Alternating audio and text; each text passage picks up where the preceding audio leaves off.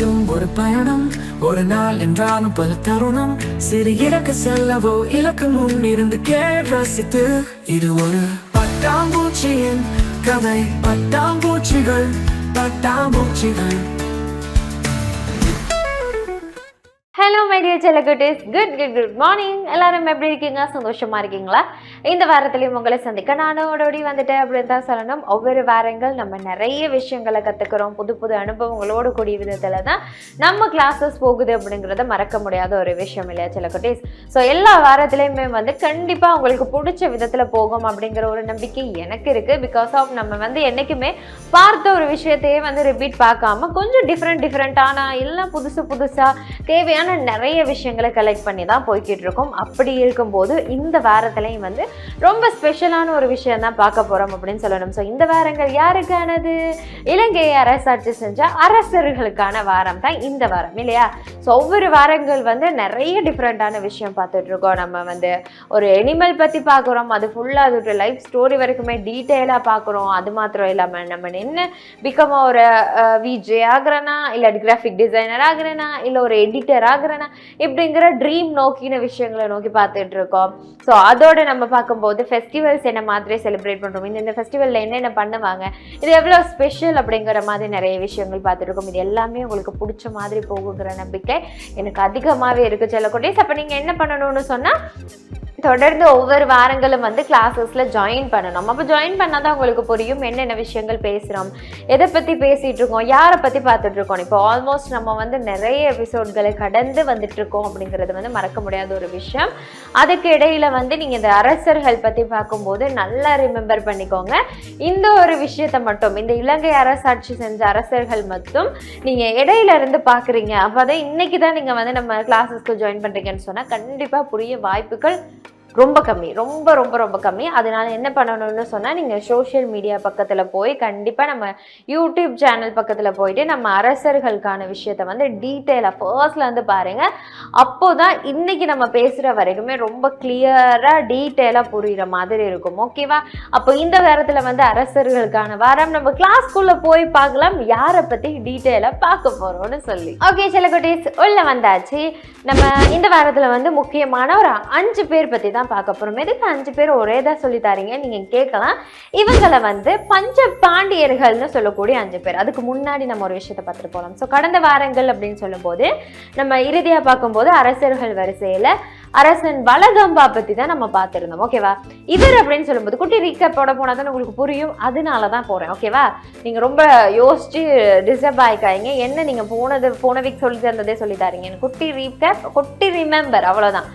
ரொம்ப லென்த்தியாலாம் போக மாட்டேன். ஸோ நம்ம வலகம்ப அரசர் வந்து ஆட்சி செஞ்சது உங்களுக்கு நல்லாவே பழக்கப்பட்ட ஒரு விஷயம். நான் நல்லாவே டீட்டெயிலாக சொல்லி கொடுத்தேன். அவர் ஃபர்ஸ்ட் அரசாட்சி எடுத்தாரு. பல போராட்டங்களுக்கு மத்தியில, பல பிரச்சனைகளுக்கு மத்தியில தான் வந்து இவர் அரசாட்சி எடுத்தாரு. ஓகேவா? ஏன்னா அதுக்கு முன்னாடி ஆட்சி செஞ்ச அவர் சகோதரர்கள் வந்து துரோகத்தினாலையும் சில பிரச்சனைகள்னாலையும் அரசாட்சி பலவீனமான ஒரு காலப்பகுதியில தான் வந்து வலகம்பா வந்து இல்லை, எங்க அரசாட்சியை நாங்க காப்பாத்திக்குவோம் அப்படின்னு சொல்லி அரசாட்சி எடுத்த ஒரு அரசன். பட் இருந்தாலும் இந்த இடைப்பட்ட காலப்பகுதியில வந்து அவர் அரசாட்சி இழந்துட்டாரு இல்லையா? அரசாட்சியை இழந்து போய் 14 ஆண்டுகள் வந்து வனவாசம் புகுந்து இருந்தாரு. வனவாசத்துல இருந்து ஒளிஞ்சு மறைஞ்சு வாழ்ந்துட்டு அதுக்கப்புறமா கம்பேக் கொடுக்குற விதமா தான் வந்து அரசாட்சி எடுத்தார். ஓகே, இதுக்கு இந்த இடைப்பட்ட 14 வருட கால பகுதிகளை வந்து அரசாட்சி செஞ்சவங்க யாரு அப்படின்னு ஒரு கேள்வி எழும்புதா? அதை பத்தி தான் டீட்டெயிலா பார்க்க போறோம். ஃபர்ஸ்ட் நம்ம இந்த வலகம்ப அரசாட்சி வந்து இழந்த கால பகுதியில ஒரு குட்டி விஷயத்தை பார்த்துட்டு அடுத்து நம்ம போவோம் வந்து இந்த 5 பஞ்ச பாண்டியர்கள் வந்து யாருன்னு சொல்லி. ஸோ அப்படி பார்க்கும்போது செல்லக்குட்டீஸ், இந்த 14 வருடங்கள் அப்படின்னு சொல்லும்போது கிறிஸ்துவுக்கு முன் 103 தொடக்கம் 89 வரையான காலப்பகுதியில் வந்து வலகம்பா வந்து அவரோட படைகள் வந்து பலமாக இருக்கலை. சுற்றி இருந்தவங்க கிட்ட வந்து அவருக்கு சரியான பலம் கிடைக்கல. மக்களோட சமூக அந்நுண்ணியம் இருக்கலை. அவங்க படைகள் வந்து ஏமாற்றப்பட்ட, அமைச்சர்கள் ஏமாற்றப்பட்ட ஒரு நிலைமை, அரசாட்சிக்கு பிச்சிட்ட ஒரு நிலைமை அப்படின்னு தான் சொல்லணும். எனக்கு தான் அரசாட்சி வேணும் அப்படின்னு சொல்லி நிறைய பேர் போராடின ஒரு இதுக்கு மத்தியில தான் வளகம்பா வந்து அரசாட்சி எடுத்தாரு. பட் இருந்தாலும் சரியான அவருக்கு துணைகள் இல்லாத ஒரு காரணத்துக்காக அவர் என்ன செஞ்சுட்டாரு, நம்ம அரசாட்சியை விட்டுட்டு ஓடிட்டார் அப்படின்னு தான் சொல்லுவாங்க. அது எப்படின்னா, இந்த காலப்பகுதியில என்ன செஞ்சிருக்காங்க, இந்த பஞ்ச பாண்டியர்கள், இந்தியாவை செஞ்ச அந்த பஞ்ச பாண்டியர்கள் வந்து உள்ள வந்திருக்காங்க. அவங்க உள்ள வர போய் அவங்களோட போரிட்டு சரியா அந்த போர்ல வெற்றி கொள்ள முடியாத ஒரு காரணத்தால தான் அவர் வந்து வனவாசம் போயிருந்தாரு. இதுக்கு மெயினான ஒரு ரீசன் அவரோட அமைச்சருக்கு வந்து பதவி ஆசை வந்த ஒரு காரணத்துக்காக இவருக்கு துணை நிக்காம அந்த பஞ்ச பாண்டியர்களோட வந்து துணைக்கு போயிட்டாரு. அதனால இவங்க என்ன செஞ்சிருக்காங்க, போரிட்டு இவங்க வந்து கைப்பற்றினதோட நம்ம வளகம்பா வந்து வனவாசம் போயிட்டாரு. ஓகே, இதெல்லாம் ஞாபகம் இருக்கா? ஸோ இப்போ நம்ம ஃபர்ஸ்ட் ஆஃப் ஆல் பார்க்க போற ஒரு விஷயம், இந்த பஞ்ச பாண்டியர்கள் யாரு அப்படின்னு சொல்லி. ஓகே செல்லகுட்டேஸ், அப்படி இப்போ நம்ம பார்க்க போறது வந்து இந்த அனுராதபுரத்தை ஆட்சி செஞ்ச பஞ்ச பாண்டியர்கள். ஓகேவா? இந்த பஞ்ச பாண்டியர்கள் யாரு என்ன அப்படின்னு சொல்லி பார்த்தீங்கன்னா, இந்த வளகம்பாவோட போரிட்டு தான் நம்ம ஸ்ரீலங்கா வந்து கைப்பற்றினாங்க. அதுவும் மெயினா அனுராதபுரத்தை வந்து கைப்பற்றுறாங்க. அவங்களுக்கு எந்த விஷயத்துல எப்படி டீட்டெயில் கிடைச்சுன்னு தெரியல, பலவீனமான ஆட்சி முறை போய்கிட்டு இருக்குன்னு ஏதோ ஒரு ட்விஸ்ட் நடந்திருக்கு. அதுக்கிடையில தான் இவங்க வந்து ஸ்ரீலங்காவை நோக்கி வந்து, அதாவது இலங்கையை நோக்கி வந்த போது இவங்க வந்து போரிட்டு எப்படியோ கைப்பற்றிட்டாங்க. சரியா 14 வருஷம் தான் இவங்க ஆட்சி முறை செஞ்சாங்க. ஏன்னா அந்த காலப்பகுதிக்குள்ள தான் வளகம்பா வந்து வனவாசம் போய் ஓடி மறைஞ்சி வாழ்ந்துட்டு இருந்தாரு. ஓகேவா? எனிவேஸ், இப்படி இவங்க உள்ள வந்த மூமெண்ட் அப்படின்னு சொல்லும் போது இந்த 5 பேர் யார் யார் அப்படின்னு சொல்லி பார்த்தீங்கன்னா, இவங்க தென்னிந்தியாவில் இருந்த அரசர்கள். இவங்க அரசர்கள்னு சொல்றதோட ஃபர்ஸ்ட் ஆஃப் ஆல் எல்லாருமே என்ன செஞ்சிருக்காங்கன்னா, இந்த 5 பேர்ல முதலாவதா பேசக்கூடிய வந்து புலாகதன் அப்படிங்கிற ஒரு அரசன். இவர் வந்து ஒரு படை தலைவனா தான் இருந்திருக்காரு. அதுக்கப்புறமா வந்து அவர் மெதுவா அவர் சேர்த்துட்டங்களை தீட்டி அப்பயே வந்து அவர் மூளை யூஸ் பண்ணி அரசாட்சியை கைப்பற்றின ஒருத்தர். அவரு கூட இருந்த 4 பேரு தான் இந்த பாகியன், பாண்டியமாறன், பழையமாறன், அப்புறம் தாண்டிகன் அப்படின்னு சொல்ற 4 பேர். இவங்க 4 பேர் என்ன சேர்ந்து ஒரு அரசருக்குள்ள ஒரு அரசாட்சிக்குள்ள வந்தவங்க தான் இவங்க 5 பேர். ஓகேவா?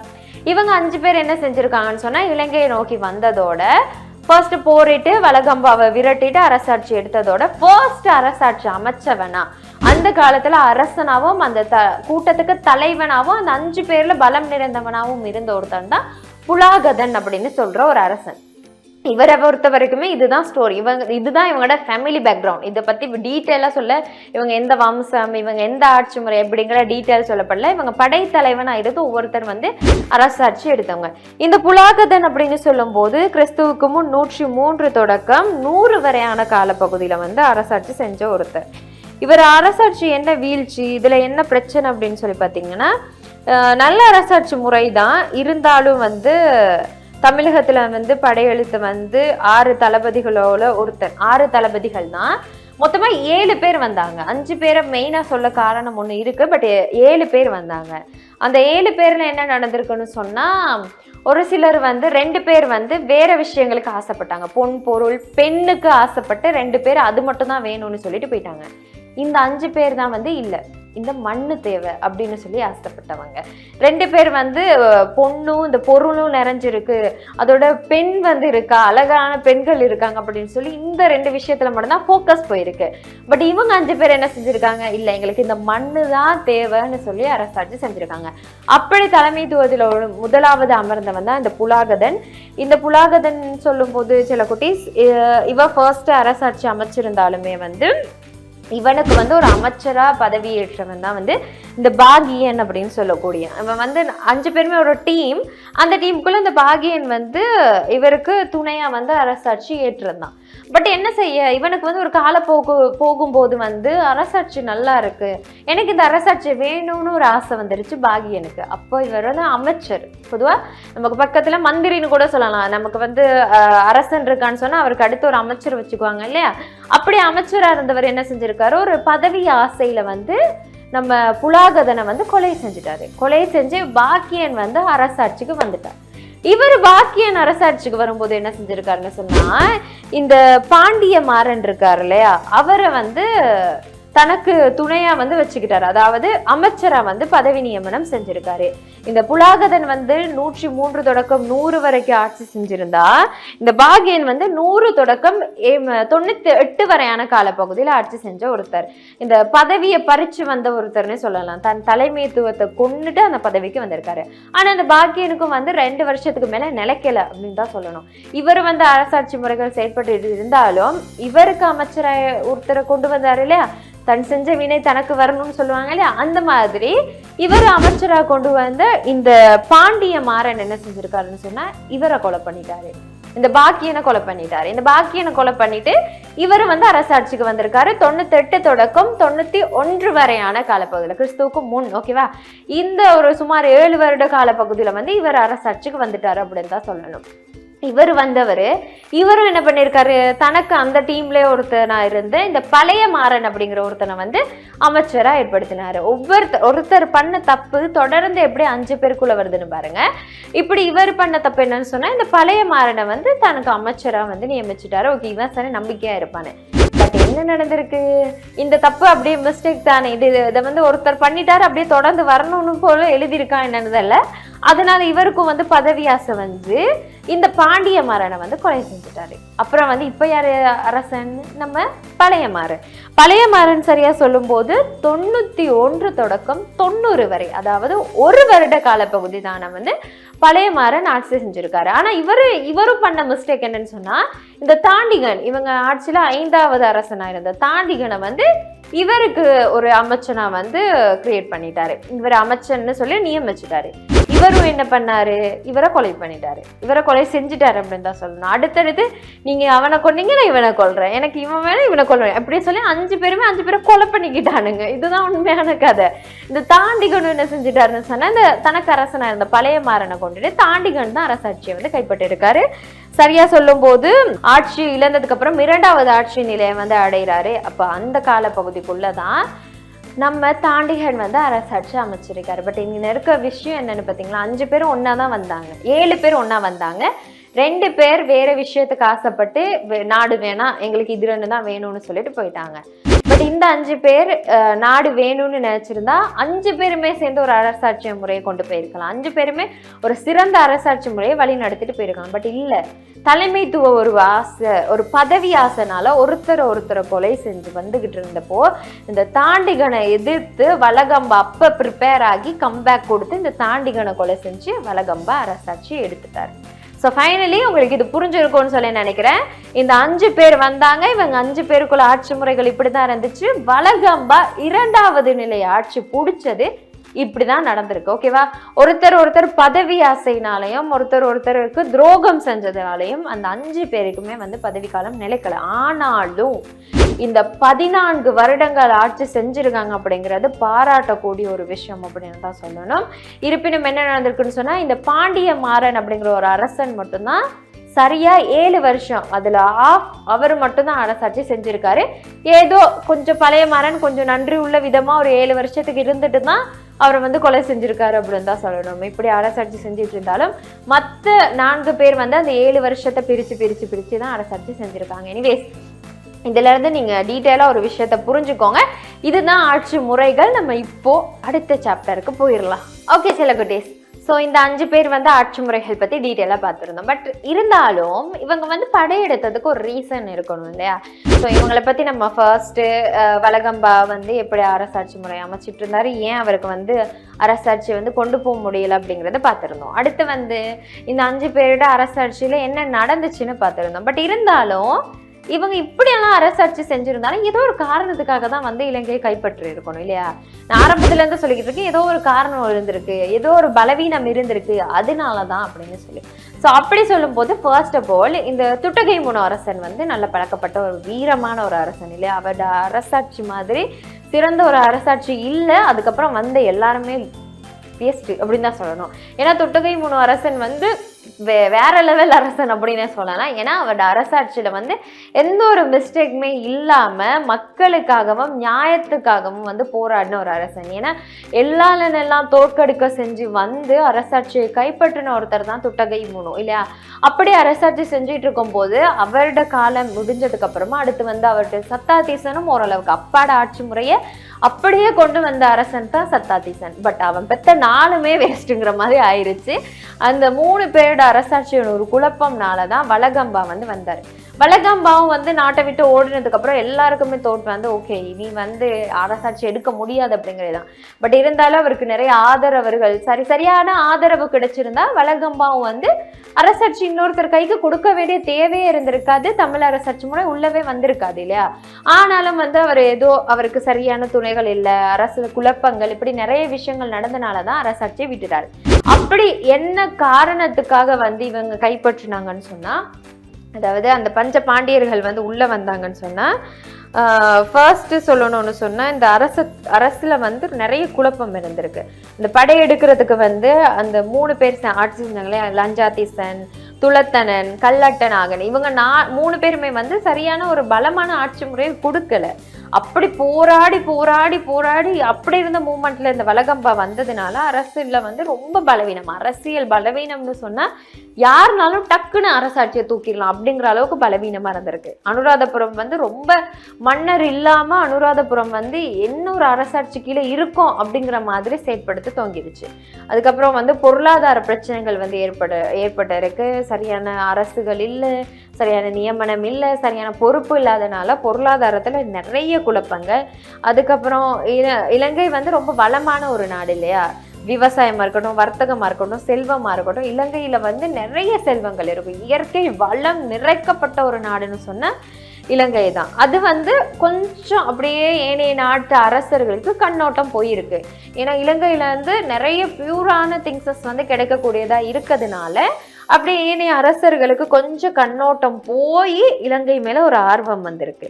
அப்படி இருக்கிறதோட இந்த தென்னிந்தியாவுக்கும் இலங்கைக்கும் வந்து கடல் வழியான எளிய அடையாளங்கள் வந்து காணப்பட்டிருக்கு. அதாவது கடல் வழி பிரயாணங்கள் கொஞ்சம் ஈஸியா இருந்திருக்கு, கொஞ்சம் ஈஸியான மெத்தட்ல வந்து போகக்கூடிய டிராவல் ஈஸியா இருந்திருக்கு அப்படின்னு தான் சொல்லணும். லைக் அப்படி ஏன்னா அந்நிய செலாவணிகள் மேற்கொள்ளும் போது அந்த டிராவல் பக்கம் கொஞ்சம் ஈஸியா இருந்திருக்கு அவங்களுக்கு வர்றதுக்கு. அப்படி இருக்கும்போது அவங்க ஏதோ ஒரு மெத்தட்ல தெரிஞ்சுக்கிட்டாங்க இலங்கை வந்து ரொம்ப பலவீனமான ஆட்சியில இருக்கு, இலங்கை வந்து இப்போ கொஞ்சம் வீழ்த்தப்பட்ட ஆட்சி முறை இருக்குன்னு. சரியா இங்க ஒரு விஷயம், அவங்க நல்ல ஒரு விஷயத்த தேடி பார்த்துருக்காங்க. ஒரு நாடு பத்தி, அந்த நாடு நம்ம கைப்பற்ற போறோம்னு சொன்னா, எதிரியை நம்ம தாக்க போறோம்னு சொன்னா அவங்க பலவீனத்தை ஃபர்ஸ்ட் நம்ம பார்க்கணும். அதை வந்து இந்த பஞ்ச பாண்டியர்கள் வந்து சரியா பார்த்துருக்காங்க அப்படின்னு தான் சொல்லணும். சரியா அவங்க வந்து இப்படி தாக்குனா நம்ம எப்படி கைப்பற்றலாம் அப்படிங்கிறத சரியா பார்த்து முன்னெடுத்து வச்சனாலதான் அவங்க வந்து இலங்கையை 14 வருஷம் வந்து ஆண்டாங்க. ஒரு தமிழ் அரசர்கள் வந்து அந்த கால பகுதியில இந்த மதம் பிரச்சனை, இனம், குழு அப்படின்னு சொல்லி போராட்டங்களுக்கு மத்தியில 14 வருஷம் ஆட்சி செய்யறதுங்கிறது வந்து பெரியதொரு சாதனைன்னு தான் சொல்லணும். இவங்க 5 பேருக்குள்ள ஒற்றுமை இல்லாட்டியும் இவங்க 5 பேர் சேர்ந்ததுனாலதான் அந்த 14 வருஷம் கிரியேட் ஆகணுச்சு அப்படிங்கிறத புரிஞ்சுக்கணும். ஸோ அப்படி இவங்க 5 பேரும் சேர்ந்து ஓரளவுக்கு அரசாட்சியை வந்து நல்ல முறையில கொண்டு போயிருக்கலாம். பட் ஒற்றுமை இல்லை, பதவி ஆசை அப்படிங்கிற ஒரு விஷயம் தான். ஓகே, அப்படி இவங்க வந்து இந்த ஒரு காரணத்துக்காக தான் வந்து இலங்கையை வந்து கைப்பற்றி இருக்காங்க. இப்படி கைப்பற்றி ஓரளவுக்கு அவங்க அரசாட்சியெல்லாம் செயற்படுத்திட்டு இருந்தாலும் ஒர்க் ஆகலை. ஏன்னா சரியா அவங்களுக்கு அரசாட்சி மெத்தட் தெரியல, கைப்பற்ற தெரிஞ்ச அவங்களுக்கு வந்து அரசாட்சியை கொண்டு போக தெரியல அப்படிங்கிறது தான் இங்கே இருக்க மிஸ்டேக். ஸோ இந்த காரணத்துக்காக தான் அவங்க இலங்கை வந்து படையெடுத்திருக்காங்க. நம்ம அடுத்து போகலாம், வரலாற்றில் என்ன மாதிரி முக்கியத்துவங்கள் நடந்திருக்கு அப்படின்னு சொல்லி. ஏன்னா படையெடுத்து அரசாட்சி கொண்டு போன இவங்களுக்கு வரலாற்றில் முக்கியத்துவமான விஷயங்கள் பதிக்கப்பட்டிருக்கணும் இல்லையா.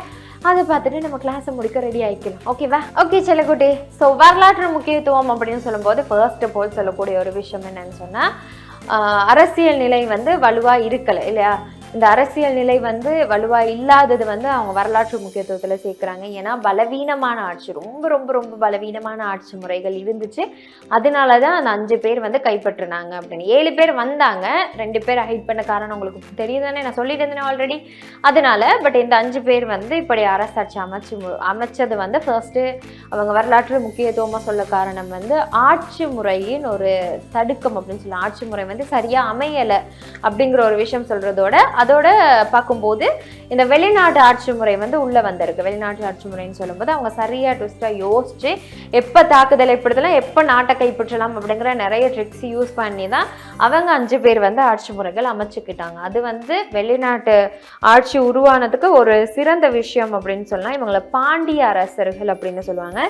ஏன்னா இந்தியாவில இருந்து வந்து 5 பேர் ஒன்னா சேர்ந்ததுனால அரசியல் முறைகள் செஞ்சதுனால. அப்புறம் ஆட்சி வந்து நிலையற்று போனது வந்து இவங்க 5 பேருக்குள்ள ஒற்றுமை இல்லாத ஒரு காரணத்துக்காக. ஒருத்தர் வந்து கொலை செஞ்சுக்கிட்டு பதவி ஆசையில வந்து நிலையான அரசும் கொடுக்கல, நிலையான ஆட்சி முறையும் கொடுக்காதனால வந்து நிலையற்ற ஆட்சி முறை சொல்லப்படுது. அதுக்கப்புறம் நம்ம கம்பேக் கொடுத்த வலகம்பா அப்படின்னு தான் சொல்லணும். அவர் எனக்கும் தோணுது கம்பேக் இண்டியன் தானே உங்களுக்கு தோணுச்சு, எனக்கும் அப்படிதான் வந்துச்சு டக்குன்னு. பட் வலகம்பா தான் கம்பேக் கொடுத்திருந்தாரு. அந்த 14 ஆண்டுகள் வனவாசம் இருந்திருந்தாலும் சரியான சூழ்ச்சிகள் செஞ்சு நிறைய மத ஆதரவுகள்லாம் திரட்டி மக்களுக்கு இடையில வந்து ஒரு ஒற்றுமை அன்னோன்யம் பேணி ஆதரவுகள்லாம் திரட்டி ஓரளவுக்கு ஒரு படையை ப்ரிப்பேர் பண்ணி போரிட்டாரு. அது மாதிரி வெற்றி பெற்றாரு. ஸோ இந்த ஒரு விஷயம் வரலாற்று முக்கியத்துவம் பேசப்படுது. அடுத்த ஒரு விஷயம்னு சொன்னா இவர் வந்ததுக்கு அப்பதான் திருப்பீடகம் அப்படிங்கிற ஒரு புத்தகம் வந்து எழுதப்பட்டுச்சு. உங்களுக்கு நல்லாவே தெரியும், பௌத்த சமயத்தின் பிரதிநிதித்துவத்தின் ஒரு அடையாளம்னு சொன்னா நம்ம திருப்பீடகம் தான். அது நம்ம வலகம்ப அரசன் வந்தது ஒரு காரணத்துக்காக தான் எழுதப்பட்டுச்சு. அதோட பௌத்த மத வளர்ச்சிக்கு வந்து இன்னும் முன்னேற்றங்கள் கிடைச்சிச்சு. பௌத்த மதம் கொஞ்சம் முடக்கப்பட்ட நிலை இருக்கும்போது இந்த அரசன் வந்ததுக்கு அப்புறமா திருப்பீடகத்தையும் எழுதி கொடுத்த மக்களுக்கு வந்து சுதந்திரமான ஒரு சமய வழிபாடுகளுக்கு மேற்கொள்றதுக்கு ஒரு அரசனா இவர் செயற்பட்ட ஒரு காரணம் தான் நம்ம வலகம்பா வந்து கம்பேக் கொடுத்த ஒரு விதமா 2வது நிலை ஆட்சி முறையா வந்து பேசப்படுது. அண்ட் சேம் திங் இவை அனைத்தும் தான் அந்த காலப்பகுதியின் ஊடாக வரலாற்றின் முக்கியத்துவமா கருதப்படுது அப்படிங்கிறத ஞாபகம் வச்சுக்கோங்க. சொல்லக்கூடிய சேர்த்து பேசிடலாம். இதோட நம்ம பேசும்போது அடுத்து ஆட்சிக்கு வந்து ஒரு அரசன் இவரை டீட்டெயிலாக பெருசா ஒன்றும் பேசுற அளவுக்கு இல்லை. ஏன்னா குறிப்பிட்ட வந்து ஒரு 10 அரசர்கள் அடுத்தடுத்து வராங்க. அவங்க பத்தி நம்ம ஷோர்ட்டா இப்படி பார்த்துட்டு போலாமே தாண்டி இவங்க எல்லாருமே வந்து ரொம்ப பிரசித்தியானவங்க, இவங்க கிட்ட நிறைய இருக்கு அப்படின்னு சொல்றதுக்கு இல்லை. இதெல்லாம் தாண்டி ஒரு 5-6 பேர் தாண்டினதுக்கு அப்புறம் ஒரு குயின் ஆட்சி முறைக்கு வராங்க. அதுதான் நம்ம ரொம்ப டீட்டெயிலாக பார்க்க போகிறோம். அதுக்கு இடைப்பட்ட ஆட்சி செஞ்சவங்க எல்லாரையும் பற்றி ரொம்ப சுருக்கமாக நம்ம பார்த்துட்டு தான் போக போகிறோம் அப்படிங்கிறது ஞாபகப்படுத்துக்கிறேன். எனிவேஸ் அடுத்து நம்ம ஆட்சி முறைக்கு வரப்போகிற அரசன் யாருன்னு சொன்னால் மகாசுலி மகாதிஸ் அப்படிங்கிற ஒரு அரசன் தான். இவரும் வந்து வலகம்பா ஆட்சியோடு தொடர்பு பட்டவர். அதாவது வலகம்பாவின் வம்சத்தோடு தொடர்பு பட்டு அடுத்து அப்படியே நெப்போ கிட்ட வர்றவர் தான் இந்த மகாசுலி மகாதிஸ் மன்னன். அவர் வந்து சரியா 77 தொடக்கம் 62 வரையான காலப்பகுதி ஆட்சி செஞ்சாரு. இவரோட அரசாட்சி தொடர்ந்து தான் நம்ம இன்னும் டீட்டெயிலா நிறைய விஷயங்கள் பார்க்க போறோம். என்னென்ன அரசர்கள் அடுத்து யார் வந்தா, எப்படியான அரசு நிலைகள் மாற்றப்பட்டுச்சு. ஸோ வலகம்பா இந்த துட்டகை முழுக்க அப்புறம் வலகம்பா தான் அரசாட்சியை கைப்பற்றி வச்சிருந்த ஒரு அரசன். அதை இவங்க இல்லாமாக்கினாங்களா இல்லை அது தொடர்ந்து போணுச்சா அப்படிங்கிறத வந்து நம்ம என்ன பார்க்கணும்னு சொன்னா அடுத்தடுத்த கிளாஸஸ்ல தான் பார்க்கணும். ஏன்னா இப்போ வரைக்கும் பார்த்தது டீட்டெயிலாக புரிஞ்சிருக்கும்னு சொல்லி நினைக்கிறேன். ஸோ இந்த மகாசுலி மகாதிசன் அப்படிங்கிறவரை பற்றி தான் நம்ம அடுத்து பார்க்கணும். அதோட தொடர்புப்பட்ட இன்னும் அரசர்கள் நிறைய பேர் இருக்காங்க, அவங்க பற்றியும் நம்ம டீட்டெயிலாக பார்க்க போகிறோம். எனிவேஸ் மை டியர் செல்லக்குட்டீஸ், நம்ம கிளாஸஸ்ல ஃபைனலி குட்டி ரிவ்யூவோட கிளம்ப போகிறோம். எனக்கு கிளாஸஸ் உங்களுக்கு புரிஞ்சிருக்கும் அப்படின்னு சொல்லி நினைக்கிறேன். என்னன்னாலும் இந்த கிளாஸஸ் நல்லா டீட்டெயிலாக புரிஞ்சுக்கோங்க. ஒருத்தவங்க வந்து என்ன மாதிரி எதிரியை தாக்கக்கூடிய ஒரு விஷயத்தை கற்றுக் கொடுத்தாங்க, ஒற்றுமையா இருக்க ஒரு விஷயம் எப்படி இருக்கு, பதவி ஆசைனால என்ன மாதிரி விஷயங்கள் நடக்குது அப்படிங்கிறது வரைக்குமே டீட்டெயிலா நிறைய விஷயத்த படிப்பினையா நான் இன்னைக்கு இந்த கிளாஸஸ்ல கொடுத்துருக்கேன். ஸோ அதெல்லாம் ரிமெம்பர் பண்ணி கவனமா படிச்சுக்கோங்க. இப்போ குட்டி ரிவ்யூவோட கிளாஸஸை முடிச்சுக்கலாம். ஓகே மீடியா செல்லக்குட்டி, ஸோ இன்னைக்கான கிளாஸஸை பொறுத்த வரைக்குமே நம்ம இலங்கையை பொறுத்த வரைக்கும் அனுராதபுரம் அப்படிங்கிறது வந்து இப்போ தலைநகரமா இல்லாட்டியும் ஆரம்ப கால பகுதியில் அனுராதபுரம் தான் நம்ம தலைநகரம் அப்படிங்கிறது மறக்க முடியாத ஒரு விஷயம் இல்லையா. ஸோ சுமார் எத்தனையோ ஆண்டுகள் 14-15 ஆண்டுகள் வந்து அனுராதபுரம் தலை சிறந்த ஒரு தலைநகரமா நம்ம இலங்கைக்கு இருந்துச்சு அப்படிங்கறத நம்மளால என்னைக்குமே மறக்க முடியாத ஒரு விஷயம், ஹிஸ்டரியில அழிக்க முடியாத ஒரு பதிவு அப்படின்னே சொல்லலாம். ஸோ அந்த விதத்துல செல்லக்குட்டீஸ் இந்த வாரத்தை பொறுத்த வரைக்குமே நம்ம இலங்கை ஆட்சி செஞ்ச 5 தமிழ் அரசர்கள் பத்தி தான் பார்த்திருந்தோம். இவர் அனுராதபுர பஞ்ச பாண்டியர்கள்னு சொல்லுவாங்க. இவங்க 5 பேருமே ஒன்னா தான் வந்திருந்தாங்க இல்லையா. இருப்பினும் வந்து இவங்க ஆட்சி முறைகள் வெவ்வேறாக்கப்பட்டது. ஒருத்தரை வந்து என்னதான் ஒரு கூட்டத்துக்குள்ள 10 பேர் இருந்தாலும் தலைமைத்துவம் அப்படிங்கிறது ஒண்ணு வரும்போது அந்த 10 பேருக்குள்ள போட்டி வரதான் செய்யும். இருக்கணும். 10 பேர் சேர்ந்து ஒருத்தரை சூஸ் பண்ணி இருந்தாலும் அடுத்து இருக்கவங்களுக்கு வந்து இந்த பதவியில் இவ்வளோ இருக்கா அப்படிங்கிற பதவி ஆசைகள் வரதான் செய்யும். ஸோ இதுல இருந்து நீங்க கத்துக்க வேண்டிய ஒரு விஷயம் என்ன அப்படின்னு சொல்லி பார்த்தீங்கன்னா, நல்லா டீட்டெயிலாக கேட்டுக்கோங்க. என்னைக்குமே பதவிங்களுக்கு ஆசைப்படாதீங்க, ஓகேவா? நீங்க கஷ்டப்பட்டு படிச்சு உழைச்சு உங்க வேர்வை சிந்தி நியாயமா உங்களுக்கு கிடைக்கிற ஒரு விஷயத்தை தவிர்த்து ஒருத்தவங்களை அடிச்சு ஒருத்தவங்களை தட்டி ஒருத்தவங்களை கீழே சாத்தி அதுக்கப்புறம் நீங்க ஒரு விஷயத்தை அடையிறீங்கன்னு சொன்னா அது என்னைக்குமே நிலைக்காது. ப்ராமிஸ், நான் இது உங்களுக்கு கண்டிப்பா சொல்றேன். சின்னவங்க நீங்க வளர்றவங்க கண்டிப்பா அதை தெரிஞ்சுக்க வேண்டிய ஒரு விஷயம். நம்ம என்னைக்குமே வந்து ஒருத்தவங்க கிட்ட ஒன்று பறிச்சுக்கணும்னு நினைச்சா அது நிலைக்காது அப்படிங்கிறதுக்கு இந்த 5 பேர் பெஸ்டான ஒரு எக்ஸாம்பிள் அப்படின்னு சொல்லணும். ஏன்னா இவங்க 5 பேர் ஒன்னா தான் வந்தாங்க. ஆனா இருப்பினும் முதலாவது ஆட்சி முறை எல்லாருமே சேர்ந்து சூஸ் பண்ணாலும் அடுத்தடுத்து என்ன செஞ்சாங்க, அவர் எப்படி ஆட்சியில் இருக்கணும் எனக்கு தான் வேணும்னு சொல்லி ஒருத்தர் கொலை செஞ்சு ஏமாத்தி துரோகம் செஞ்சு ஆட்சி எடுத்திருந்தாலும் கடைசியில் என்ன நடந்துச்சு, நீதி தான் வெல்லுங்கிற மாதிரி 5 பேருமே இறக்க செஞ்ச நிலைமை ஏற்பட்டதோட 5 பேருமே ஆட்சி இழக்கக்கூடிய ஒரு நிலைமை தான் ஏற்பட்டுச்சு. அதனால நீங்கள் நல்லாவே ஞாபகம் வச்சுக்கோங்க. ஃப்ரெண்ட்ஸ் கூட இருக்கீங்க, எல்லோரும் கூட இருக்கீங்கனாலும் கண்டிப்பாக எதையுமே வந்து நீங்களா சுயமாக சம்பாதிக்காத எதையுமே ஒருத்தவங்க கிட்ட பறித்து எடுக்கிற எந்த ஒரு விஷயமே நிலைக்காது. ஸோ அந்த ஒரு விஷயத்த பண்ணாதீங்க அப்படிங்கிறத நான் உங்களுக்கு டீட்டெயிலாக சொல்லிக் கொடுக்குறேன். ஸோ மைடிய செல்லக்குட்டீஸ், இதெல்லாம் பார்த்து வளர்ற நீங்கள் சமுதாயத்தில் நல்ல ஒரு பிரஜையாக வளருவீங்க அப்படின்னு சொல்லி நினைக்கிறேன். நாங்கள் இப்போ கிளம்ப போகிறோம். அடுத்த கிளாஸஸில் இன்னும் நிறைய சுவாரஸ்யமான நிறைய டாப்பிக்கோட சந்திப்போம். புது விஷயங்களை கற்றுக்கிறதுக்கு நீங்களும் ரெடியாக இருங்க. இப்போ நான் கிளாஸஸ்லேருந்து கிளம்புறேன். So god bless you, take care, bye. உலகம் முழுதும் ஒரு பயணம், ஒரு நாள் என்றாலும் பல தருணம். சிறு இலக்கு செல்லவோ இலக்கு முன் இருந்து ரசித்து, இது ஒரு பட்டாம்பூச்சியின் கதை. பட்டாம்பூச்சிகள் பட்டாம்பூச்சிகள்